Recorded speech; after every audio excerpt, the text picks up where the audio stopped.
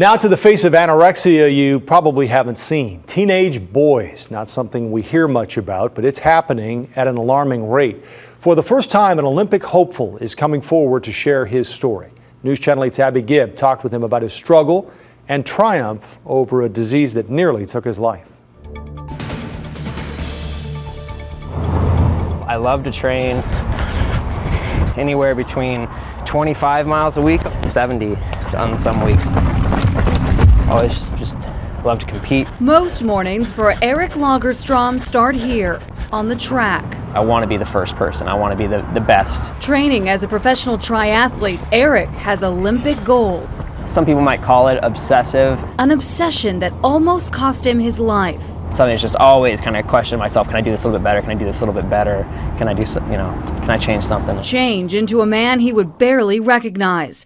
It started midway through his freshman year at Portland's Cascade College. I was like 18 and a half. Eric got a full ride on a track scholarship. I get comments a lot of, oh, hey, that was a really good time. Maybe if you dropped 10 pounds, think about how fast you'd be. Eric began eating less than half of what he needed. All right, guys, we're gonna head down to mid-pool. He also ramped up his workouts to 7 days a week, sometimes twice a day, in just 5 months. I mean, the weight started flying off. Down 40 pounds from 175 to 135. And it just kind of went out of control. It became a challenge to walk upstairs. He tried to stop. I couldn't control at all, just like any addiction. Eric had anorexia. He called his parents. It was definitely the most difficult conversation I've ever had to have. It took me multiple attempts to, actually get the word, anorexia out. And still it's not the easiest thing.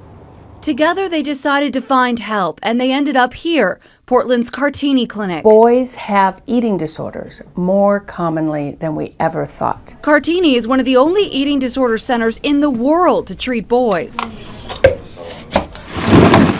1 out of every 10 who walk through these doors will be boys. Parents do not cause eating disorders, and children do not choose to have them. These are brain disorders. They are highly heritable. By the time Eric arrived here, he had been starving himself for a year and a half. Doctors rushed him to the hospital. They diagnosed him to be 1 step away from cardiac arrest. There is so much guilt. There's so much guilt associated with this. I'll be able to do this in a minute.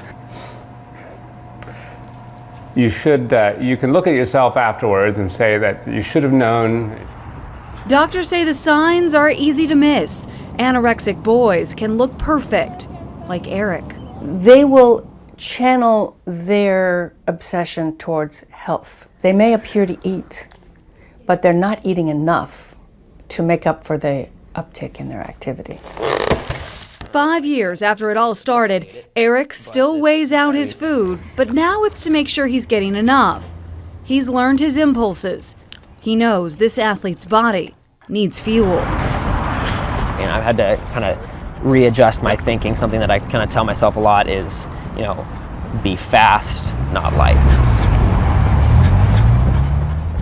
Experts say anorexia does not discriminate, and it kills 10% of all who suffer from it. That's comparable to many childhood cancers. Eric says he still fights, quote, dark thoughts pretty often, but vows to use that same determination to stay healthy. For more on warning signs and the Cartini Clinic, go to kgw.com and click on the story on our front page.